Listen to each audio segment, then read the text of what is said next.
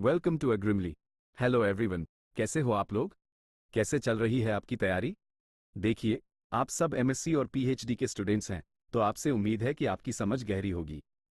शुरू करने से पहले आपके करियर और पढ़ाई के लिए एक छोटी सी बात। Dreams don't work unless you do.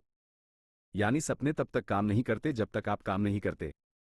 इसलिए अपनी रिसर्च और पढ़ाई में जी जान लगा दीजिए। आज हम जिस टॉपिक को डिस्कस करने जा रहे हैं वो एग्रोनॉमी के सबसे महत्वपूर्ण विषयों में से एक है, contingency crop planning and mid season corrections introduction. ये टॉपिक न केवल आपकी डिग्री के लिए बल्कि कम्पिटिटिव एग्जाम्स जैसे आईसीआर, एसआरएफ, आर्स और आईबीपीएसएएफओ के लिए बहुत ही ज़्यादा क्रिटिकल है। कंटिंजेंसी क्रॉप प्लानिंग का अर्थ सबसे पहले स्लाइड के पहले हिस्से को देखते हैं।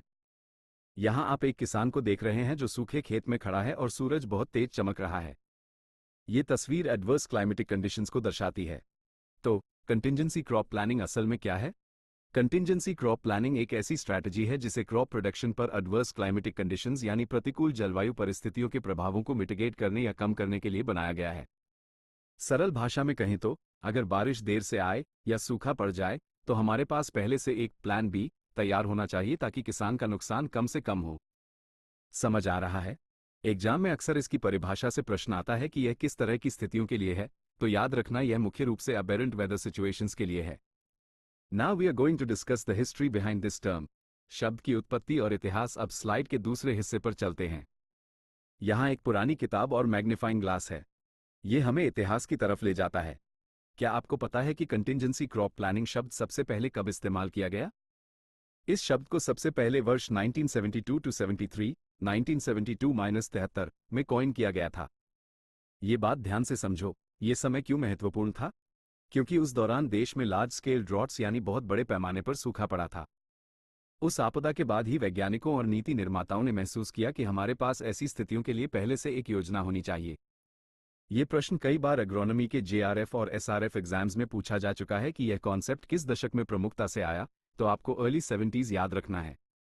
लेट्स डिस्कस नेक्स्ट स्लाइड, जो कि डॉक्यूमेंटेशन के बारे में है। भारत का पहला कंटिंजेंसी प्लान दस्तावेज अब नीचे बाईं तरफ देखिए। यहाँ एक सरकारी दस्तावेज जैसा दिख रहा है। ये बहुत ही इंपॉर्टेंट फैक्ट है, इसे परीक्षा के हिसाब से जरूर याद रखना। भारत का पहला कंटिंजेंसी क्रॉप प्लानिंग डॉक्यूमेंट किस संस्था ने और कब बनाया? इसे AICRPDA यानी all India coordinated research project for dryland agriculture ने विकसित किया था और यह वर्ष था 1983। यहाँ एक बात नोट कर लो, AICRPDA का मुख्यालय हैदराबाद में है और यह प्रश्न IBPSAFO 2018 और कई अन्य बैंकिंग एग्जाम्स में डायरेक्ट पूछा गया है। MSc और PhD लेवल पर आपको ये भी पता होना चाहिए कि 1983 का ये डॉक्यूमेंट ही आज के आधुनिक जिला स्तरीय प्लान्स की नींव है। तो अगर कभी इंटरव्यू में पूछा जाए कि इसकी शुरुआत ऑफिशियली कब हुई, तो 1983 और AICRPDA का नाम जरूर लेना। Now coming to the last part of this topic, वर्षा आधारित कृषि के लिए महत्व। आखिरी हिस्से में नीचे दाईं तरफ देखिए। यहाँ एक हरा भरा खेत है और साथ में एक डेटा दिया गया है। ये हमें बताता है कि यह प्लानिंग किसके लिए सबसे ज्यादा क्रिटिकल है।